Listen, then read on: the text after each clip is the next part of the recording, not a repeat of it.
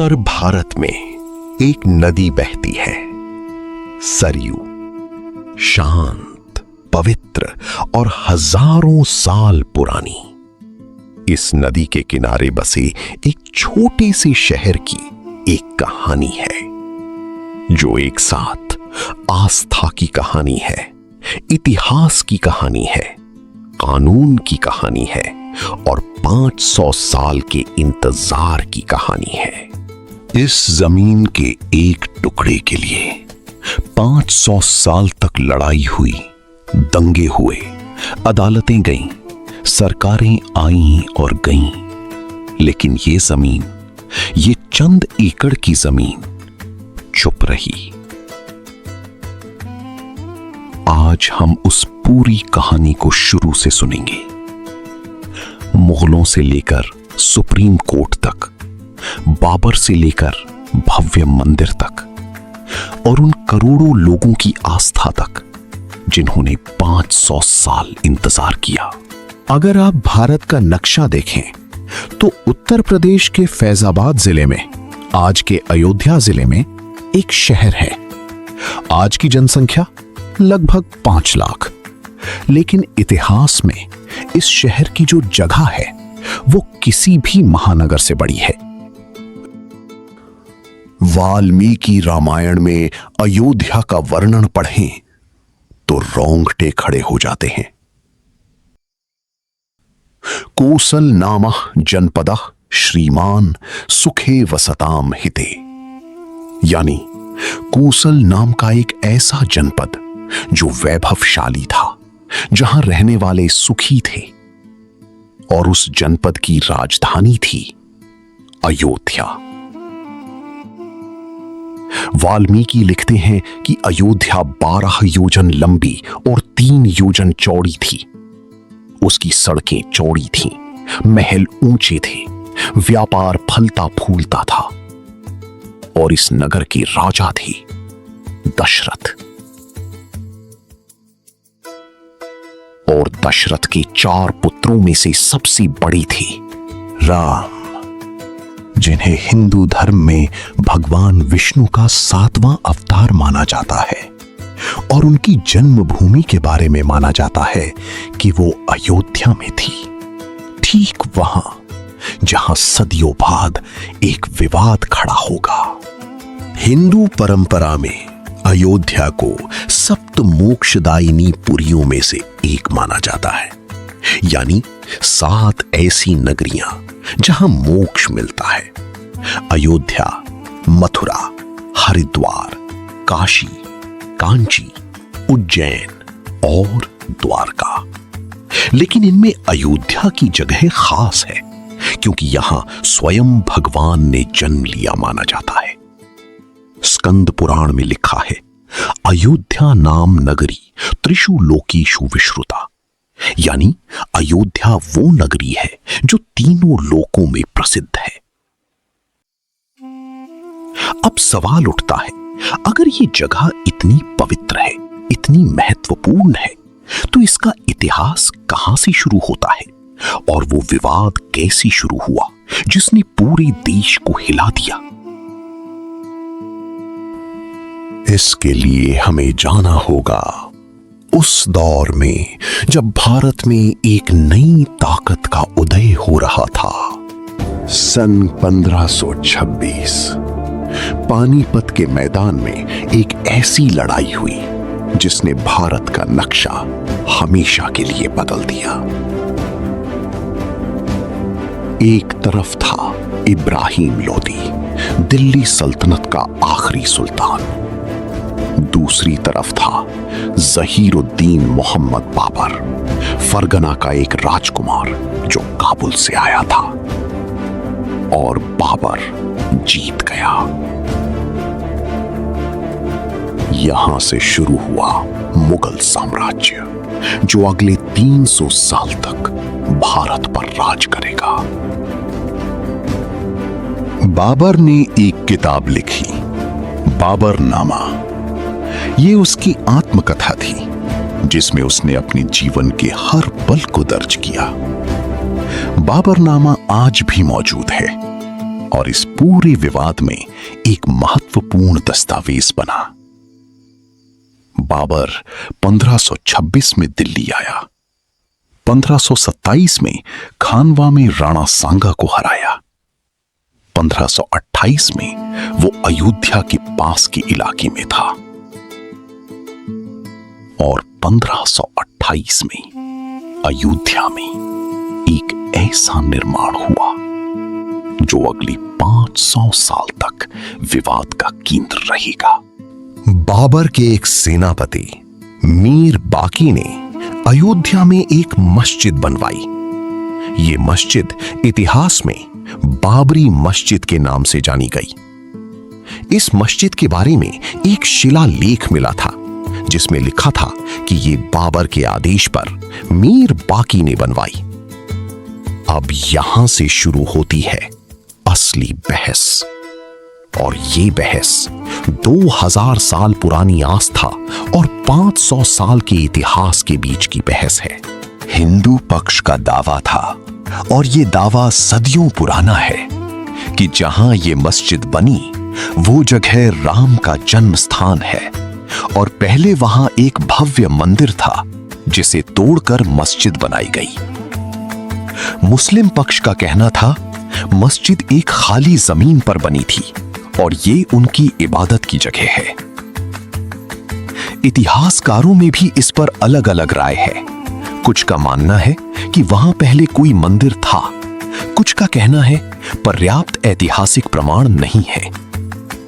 लेकिन एक बात तय है, उस जमीन पर जो भी बना उसने एक ऐसी आग सुलगाई जो 500 साल तक बुझी नहीं। मुगल काल में अयोध्या में हिंदू और मुस्लिम दोनों रहते थे। अकबर के काल में, जो अपनी सुलह कुल की नीति के लिए जाने जाते थे, कोई बड़ा टकराव नहीं हुआ। औरंगजेब के काल में, जो ज्यादा रूढ़िवादी थे, कुछ मंदिरों के बारे में तोड़े जाने की बात आती है, लेकिन अयोध्या में बड़ा टकराव इस दौर में नहीं हुआ। असली टकराव की शुरुआत हुई बहुत बाद में, उस वक्त जब एक नई ताकत भारत आई, अंग्रेज। 19वीं सदी, भारत पर अंग्रेजों का राज। ईस्ट इंडिया कंपनी ने धीरे धीरे पूरे उपमहाद्वीप पर अपनी पकड़ बना ली थी। अयोध्या, जो तब फैजाबाद जिले में थी, भी अंग्रेजी हुकूमत के अधीन आ गई। और अंग्रेजों ने जो किया वो उनकी आदत के मुताबिक था। उन्होंने सब कुछ कागजों में दर्ज करना शुरू किया। 1853 ये पहली बार था जब अयोध्या में हिंदू मुस्लिम टकराव का ब्रिटिश रिकॉर्ड में उल्लेख मिलता है। निर्मोही अखाड़े के साधुओं और स्थानीय मुसलमानों के बीच तनाव हुआ। अंग्रेजों ने क्या किया? एक काम जो वो हमेशा करते थे, बीच का रास्ता निकाला। मस्जिद के बाहरी अहाते में चबूतरे पर हिंदुओं को पूजा करने की इजाजत दे दी और मस्जिद के अंदरूनी हिस्से में मुसलमानों की नमाज जारी रही। लेकिन यह व्यवस्था एक वक्ती समाधान था, और वक्ती समाधान ज्यादा देर नहीं टिकते। 1885 एक महत्वपूर्ण साल। महंत रघुबर दास ने फैजाबाद की जिला अदालत में एक अर्जी दाखिल की। उन्होंने चाहा कि उस चबूतरे पर जहां हिंदू पूजा करते थे, एक मंदिर बनाने की इजाजत दी जाए। अदालत ने क्या कहा? अदालत ने याचिका खारिज कर दी। सब जज ने लिखा, ये बड़े दुर्भाग्य की बात है कि ये मस्जिद उस जगह बनाई गई जो हिंदुओं के लिए पवित्र है, लेकिन ये गलती 356 साल पहले हुई और अब इसे नहीं सुधारा जा सकता। सोचिए, 1885 में एक अंग्रेज जज भी मान रहा था कि कुछ गलत हुआ था, लेकिन वो कह रहा था अब कुछ नहीं होगा। ये फैसला 1934, एक और बड़ा मोड़। उस साल अयोध्या में सांप्रदायिक दंगे हुए। मस्जिद को कुछ नुकसान पहुंचा। अंग्रेज सरकार ने मस्जिद की मरम्मत करवाई और उस मरम्मत का खर्च हिंदुओं पर डाला। दोनों समुदायों में तनाव था, लेकिन उसे दबाया जा रहा था, जैसे कोई ज्वालामुखी जमीन के नीचे सुलग रहा हो। और फिर आई आजादी। 1947 भारत अंग्रेजों की गुलामी से आजाद हुआ, लेकिन अयोध्या का सवाल वैसे का वैसा रहा। और फिर 1949 में एक रात ऐसा कुछ हुआ जिसने सब कुछ बदल दिया। 22-23 दिसंबर 1949 मध्यरात्रि के बाद अयोध्या में बाबरी मस्जिद के अंदर से रोशनी नजर आई। अगली सुबह जब लोग पहुंचे तो मस्जिद के मुख्य गुंबद के नीचे राम सीता की मूर्तियां मौजूद थीं। हिंदुओं का कहना था ये चमत्कार है, प्रभु स्वयं प्रकट हुए। मुस्लिम पक्ष का कहना था मूर्तियां रात में रखी गईं। पुलिस और सरकारी रिकॉर्ड कहते थे ये एक ऑर्गेनाइज्ड घटना थी। फैजाबाद के तत्कालीन डिस्ट्रिक्ट मैजिस्ट्रेट के नायर ने अपनी रिपोर्ट में लिखा कि लगभग 50 लोग अंदर गए और मूर्तियां रखी, लेकिन साथ ही उन्होंने ये भी कहा कि अब मूर्तियां हटाना मुश्किल होगा क्योंकि इससे वायलेंस होगी। सरकार ने क्या किया?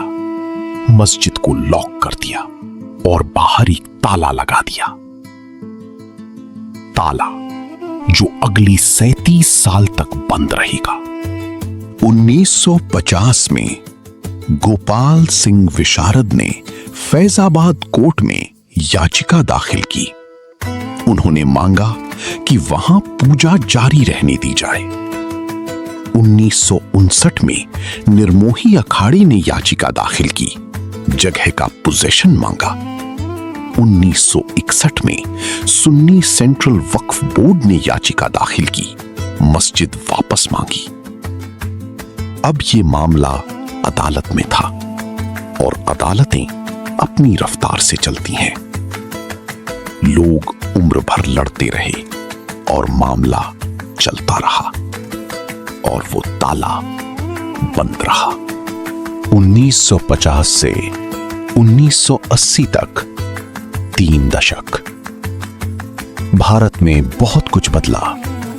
नेहरू आए गए, इंदिरा गांधी आई, इमरजेंसी लगी, लेकिन अयोध्या का वो ताला बंद रहा और वो मुद्दा दबा रहा। लेकिन 1980 के बाद भारत की राजनीति में एक ऐसा बदलाव आया जिसने इस मुद्दे को फिर से जीवित कर दिया। 1980 भारत में एक नई राजनीतिक हवा चल रही थी और उस हवा में अयोध्या का मुद्दा एक नई ताकत से उठा। 1964 में विश्व हिंदू परिषद यानी VHP की स्थापना हुई थी, लेकिन 1984 में VHP ने राम जन्मभूमि को एक राष्ट्रीय मुद्दा बनाने की मुहिम शुरू की। उनकी मांग थी मस्जिद का ताला खोला जाए, वहां राम मंदिर बनाया जाए। 1986 फरवरी फैजाबाद की एक अदालत ने आदेश दिया मस्जिद का ताला खोला जाए, हिंदुओं को अंदर जाकर दर्शन करने की अनुमति दी जाए। राजीव गांधी की सरकार ने इस आदेश को लागू किया। 37 साल बाद वो ताला खुला, हिंदू श्रद्धालु अंदर जा सके। लेकिन इस फैसले ने एक नई आग लगा दी। मुस्लिम समुदाय में गुस्सा था और हिंदू समुदाय में एक नई उम्मीद। 1989 शिलान्यास। वीएचपी ने राम मंदिर के लिए शिलान्यास किया। देश भर से लाई गई ईंटें अयोध्या पहुंची। करोड़ों हिंदुओं की भावनाएं एक जगह केंद्रित हो गईं। और फिर 1990 LK आडवाणी, भाजपा के वरिष्ठ नेता ने एक रथ यात्रा निकाली। सोमनाथ से अयोध्या तक हजारों किलोमीटर का सफर। लाखों लोग रथ के साथ चले। उस यात्रा ने भारत की राजनीति को हमेशा के लिए बदल दिया। लेकिन यात्रा पूरी नहीं हो सकी। बिहार में तत्कालीन मुख्यमंत्री लालू प्रसाद यादव ने आडवाणी को गिरफ्तार करवा दिया। भाजपा ने केंद्र सरकार से समर्थन वापस लिया। सरकार गिरी। लेकिन जो आग जल चुकी थी वो बुझी नहीं। अक्टूबर-नवंबर 1990 में हजारों कार सेवक अयोध्या पहुंचे। उत्तर प्रदेश में उस वक्त मुलायम सिंह यादव की सरकार थी। सरकार ने रोकने की कोशिश की, लेकिन भीड़ नहीं रुकी। और जो हुआ वो दुखद था। कार सेवकों पर गोलियां चली। कई लोग मारे गए। देश में भारी रोष था और अयोध्या एक ऐसे पॉलिटिकल बैटल ग्राउंड बन चुकी थी जो जितनी धार्मिक थी उतनी ही राजनीतिक भी। 1991 के चुनावों में भाजपा ने उत्तर प्रदेश में भारी जीत हासिल की। कल्याण सिंह मुख्यमंत्री बने और उन्होंने वादा किया, कार सेवकों की राह में कोई रुकावट नहीं होगी। अब वो वक्त आ रहा था जिसे भारत का इतिहास कभी नहीं भूलेगा। 6 दिसंबर 1992। ये तारीख भारत के इतिहास में उस तरह दर्ज है जैसे किसी पत्थर पर गहरी लकीर खींची गई हो। उस दिन लाखों कार सेवक अयोध्या में जमा हुए थे। माहौल तनावपूर्ण था। सुबह से ही नारे गूंज रहे थे। मंच पर कई बड़े नेता थे। वीएचपी और बीजेपी के वरिष्ठ नेता। भाषण हो रहे थे। दोपहर के बाद भीड़ का एक हिस्सा मस्जिद की तरफ बढ़ा। और फिर वो हुआ जो हुआ। बाबरी मस्जिद का ढांचा कुछ ही घंटों में जमींदोज हो गया। ये एक ऐसी घटना थी जिसे किसी एक नजरिए से नहीं देखा जा सकता। हिंदू समुदाय के एक हिस्से में उल्लास था। मुस्लिम समुदाय में गहरा दर्द और गुस्सा था। बौद्धिक और सेक्युलर वर्ग में गहरी चिंता थी। दुनिया भर में भारत की छवि को धक्का लगा। और जो हुआ उसके बाद वो और भी दुखद था। दिसंबर 1992 और जनवरी 1993 में पूरे देश में दंगे भड़क उठे। मुंबई में भीषण हिंसा हुई। हजारों लोग बेघर हुए। सैकड़ों लोगों की जानें गई। दोनों समुदायों के लोग मारे गए। मार्च 1993 में मुंबई में सीरियल बम धमाके हुए। 257 लोग मारे गए। ये उन दंगों की प्रतिक्रिया थी। भारत एक बहुत बड़ी कीमत चुका रहा था। एक जमीन के टुकड़े के लिए, एक विवाद के लिए जो सुलझाया जा सकता था, लेकिन सुलझाया नहीं गया। पीवी नरसिम्हा राव की केंद्र सरकार ने कल्याण सिंह की यूपी सरकार को बर्खास्त किया। राष्ट्रपति शासन लगाया। लिब्राहान कमीशन बनाई जांच के लिए। यह कमीशन अगले 17 साल तक चलेगी। और 2009 में अपनी रिपोर्ट देगी। सुप्रीम कोर्ट ने भी इस मामले को अपने हाथ में लिया, विवादित जमीन का स्टेटस को बरकरार रखने का आदेश दिया। लेकिन अब सवाल था, इस जमीन का मालिक कौन है और यह फैसला कौन करेगा? इसका जवाब था अदालत, और उस लड़ाई की शुरुआत हो चुकी थी। कानूनी लड़ाई, यह शायद इस पूरी कहानी का सबसे जटिल हिस्सा है, क्योंकि इसमें सवाल सिर्फ जमीन का नहीं था, सवाल था इतिहास का, पुरातत्व का, आस्था का। और अदालत को यह तय करना था सच क्या है। मुख्य रूप से 3 पक्ष थे अदालत में। पहला, सुन्नी सेंट्रल वक्फ बोर्ड, जो कह रहा था कि यह मस्जिद की जमीन है। दूसरा, निर्मोही अखाड़ा, जो कह रहा था कि यह उनकी परंपरागत पूजा की जगह है। तीसरा, रामलला विराजमान, यानी रामलला स्वयं एक पार्टी बने अदालत में। ये भारतीय कानून का एक अनोखा पहलू है। एक देवता को भी लीगल एंटिटी माना जा सकता है, और इस मामले में रामलला एक प्लेंटिफ थे। 2002-2003 इलाहाबाद हाई कोर्ट ने एक ऐतिहासिक आदेश दिया। आर्कियोलॉजिकल सर्वे ऑफ इंडिया यानी ASI को उस जमीन की खुदाई करने का आदेश दिया। ASI ने खुदाई की और जो मिला वो बहुत महत्वपूर्ण था। ASI की 2003 की रिपोर्ट में कहा गया कि जमीन के नीचे एक बड़ी संरचना के अवशेष मिले हैं। खंभों के बेसिस मिले, जो एक हिंदू टेंपल स्टाइल स्ट्रक्चर के संकेत देते हैं। हिंदू पक्ष ने कहा, देखा, मंदिर था। मुस्लिम पक्ष के लॉयर्स ने कहा, ASI की रिपोर्ट एक तरफा है, इसमें मेथोडोलॉजी के साथ समझौता किया गया। कुछ इतिहासकारों ने ASI की रिपोर्ट पर सवाल उठाए और कुछ ने इसे सही माना।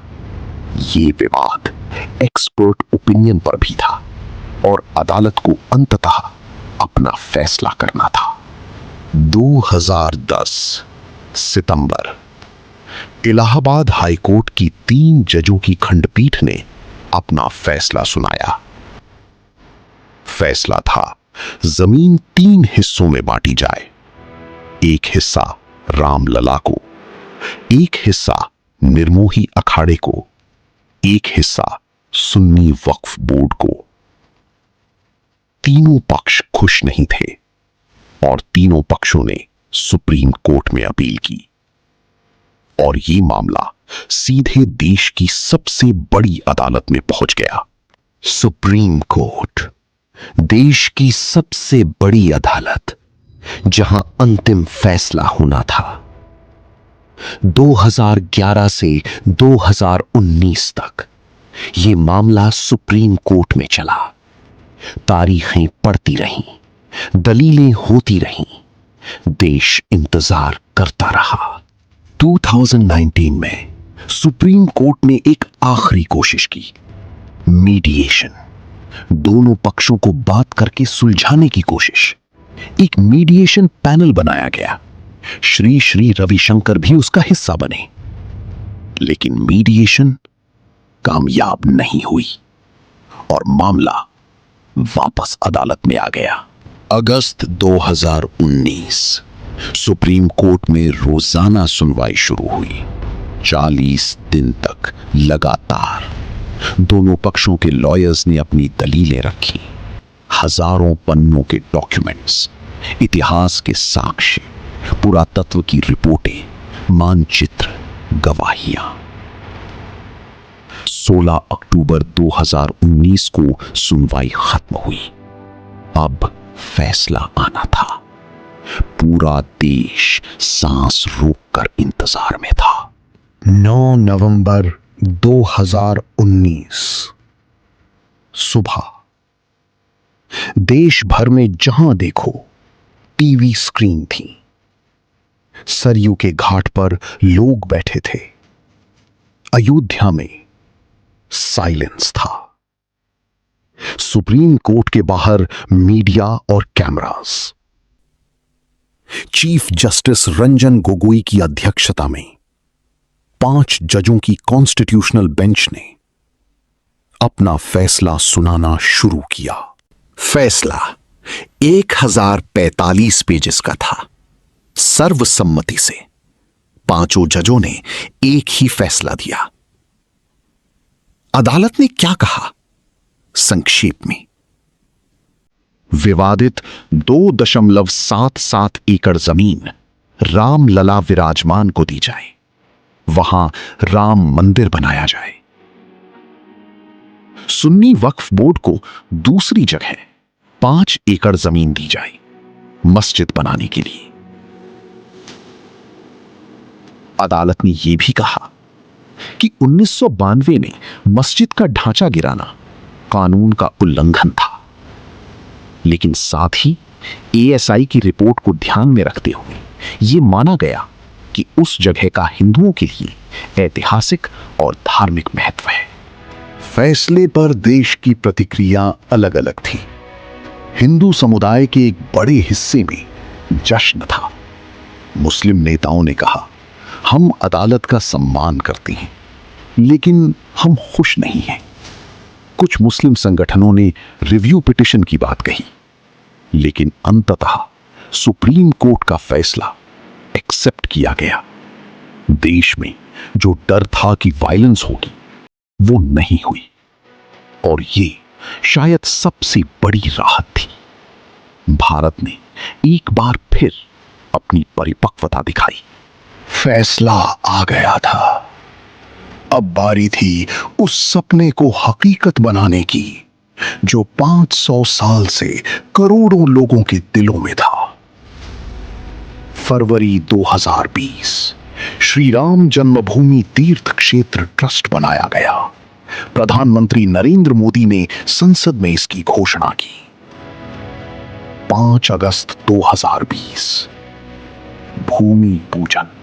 5 अगस्त 2020 कोरोना काल, लेकिन अयोध्या में एक ऐतिहासिक क्षण। प्रधानमंत्री नरेंद्र मोदी ने माथे पर तिलक लगाए, उस पवित्र जमीन पर घुटने टेके और भूमि पूजन किया। उस पल की तस्वीर इतिहास में हमेशा के लिए दर्ज हो गई। निर्माण शुरू हुआ, और यह कोई साधारण निर्माण नहीं था। मंदिर की आर्किटेक्चर नागरा स्टाइल में थी। राजस्थान से गुलाबी बलुआ पत्थर, महाराष्ट्र से सागौन की लकड़ी, तमिलनाडु से ग्रेनाइट। ये सही मायनों में एक राष्ट्रीय निर्माण था। मंदिर की ऊंचाई होगी 161 फीट, 3 मंजिल, 392 खंबे। मुख्य गर्भगृह में बाल रूप रामलला की प्रतिमा, और पूरा परिसर 70 एकड़ में फैला। मूर्ति। कर्नाटक के मूर्तिकार अरुण योगीराज ने एक बाल रूप राम की प्रतिमा तैयार की। काले पत्थर से 5 वर्षीय बालक का रूप, जिनके चेहरे पर एक ऐसी मुस्कान थी जैसे वो खुद जानते हो 500 साल बाद वो अपने घर वापस आ रहे हैं। 22 जनवरी 2024 प्राण प्रतिष्ठा का दिन। अयोध्या एक दुल्हन की तरह सजी थी। सरयू के घाटों पर लाखों दीपक जले। देश भर के 11 लाख से ज्यादा गांवों में समारोह हुए। 8000 से ज्यादा वीआईपीज आमंत्रित थे। करोड़ों लोग टीवी पर देख रहे थे, और जो नहीं देख सके वो भी मन में राम का नाम जप रही थी। प्रधानमंत्री नरेंद्र मोदी, जिन्होंने इस अवसर के लिए 11 दिन का व्रत रखा था, पीले वस्त्रों में अयोध्या पहुंची। उन्होंने रामलला की आंखों से वो कपड़ा हटाया जो प्राण प्रतिष्ठा से पहले बंधा था, और जब उन्होंने रामलला के दर्शन किए, उनकी आंखें भर आईं। उस पल में शायद 500 साल का इंतजार पूरा हुआ।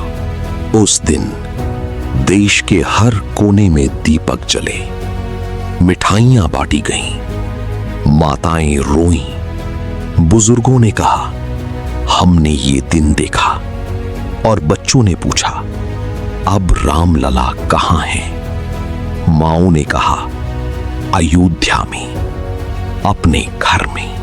हर कहानी का एक मतलब होता है, और इस कहानी का मतलब सिर्फ एक मंदिर नहीं है। ये कहानी है उन करोड़ों लोगों की आस्था की जो 500 साल तक एक उम्मीद के साथ जीते रहे। ये कहानी है भारत के संविधान की शक्ति की, जिसने इतनी बड़े विवाद को हिंसा से नहीं, कानून से सुलझाया। ये कहानी है उन लोगों की भी जिन्होंने इस मुद्दे में अपनी जानें खोई। 1992 में, 1990 में, दशकों के दंगों में। उनके दर्द को भी याद रखना जरूरी है। आज अयोध्या एक नई रोशनी में नहाई है। वहां हर दिन लाखों श्रद्धालु आते हैं, सरयू में डुबकी लगाते हैं, रामलला के दर्शन करते हैं और वापस जाते हैं एक अलग तरह की शांति लेकर, जो शांति शायद 500 साल बाद उस जमीन को मिली है। इतिहास में कुछ कहानियां बड़ी होती हैं, और ये कहानी सिर्फ एक मंदिर की कहानी नहीं है। ये उस भारत की कहानी है जो हजारों साल से हर चुनौती के बाद फिर से खड़ा हो जाता है, जो अपनी विविधता में भी एकता ढूंढ लेता है, जो अपने दर्द को ताकत बना लेता है, और जो 500 साल तक इंतजार करके भी अपनी आस्था नहीं छोड़ता।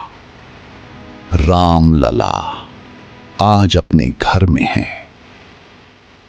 और सरयू आज भी बह रही है, वैसे ही शांत, पवित्र, जैसे हजारों साल से बह रही थी। जय श्री राम।